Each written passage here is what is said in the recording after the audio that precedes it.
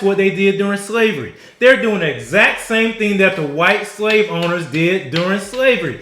The white slave owners did not want the black slaves to learn how to read, to learn how to write. Why? Because that will open up their minds for freedom. And so what do? You take away that appetite. You take away that desire to learn and to grow. And that is white supremacy.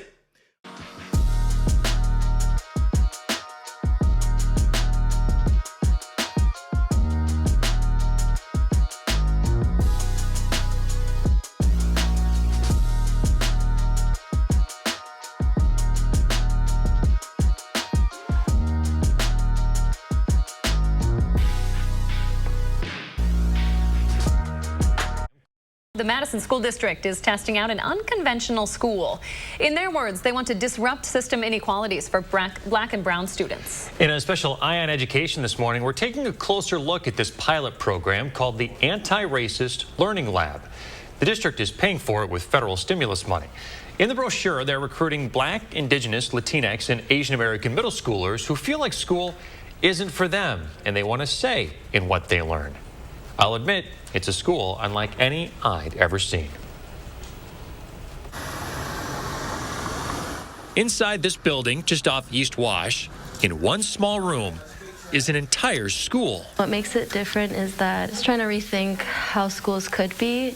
The Madison School District calls it a micro school.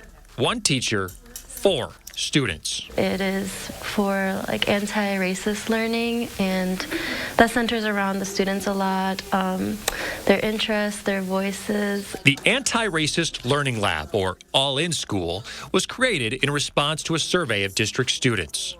There was a lack of sense of belonging, particularly for students of color. Maxine McKinney DeRoyston is a co-designer.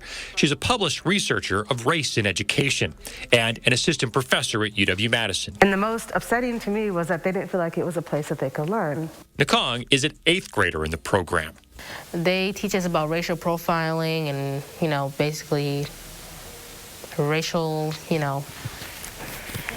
discrimination and all that stuff. How black people are mostly the target for racial profiling. The district says it's using federal COVID funding to pay for the program because the pandemic has disproportionately impacted racially minoritized communities in Madison.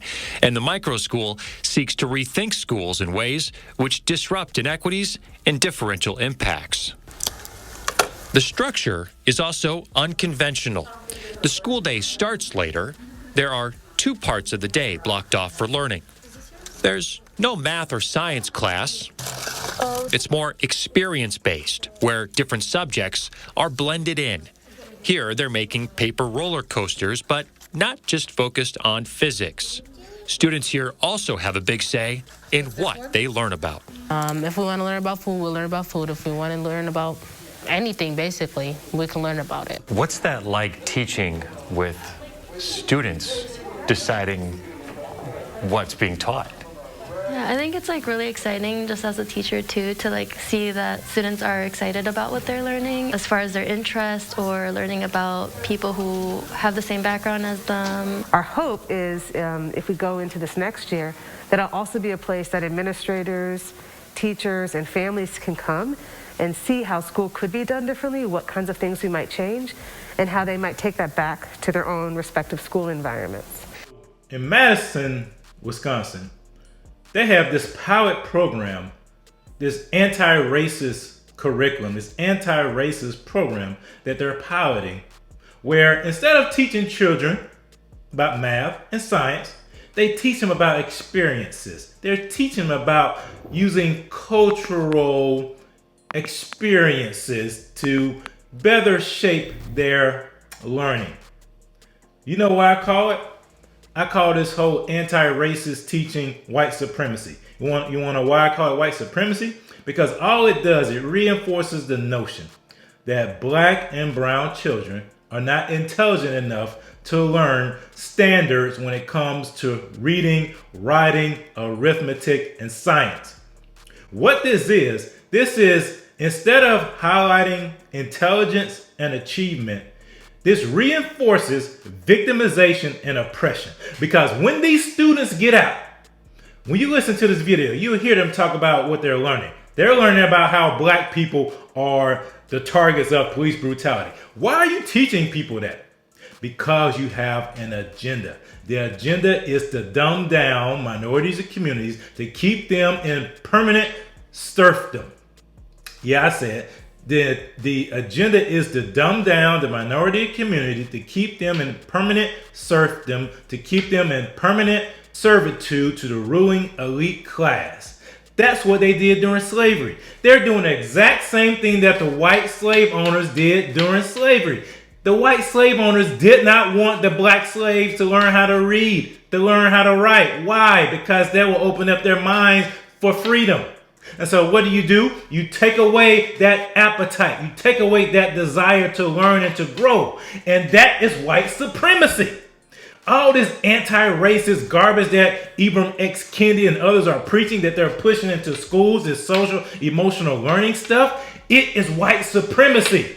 It is doing the exact same thing that slave owners did. But now instead of prohibiting their slaves from reading and writing, they're telling black children, they're telling minority children, you don't have to worry about achieving. You don't have to worry about doing good in math and science. You don't need all that. Here, let me teach you how to cut a roller coaster. Let me teach you how to cut paper. Let me teach you how to make things and then bring in math when it comes to measuring cups and things like that. This is white supremacy. All the screaming and yelling that people did about the shooting in Buffalo, which was tragic. This is more tragic than that. It is.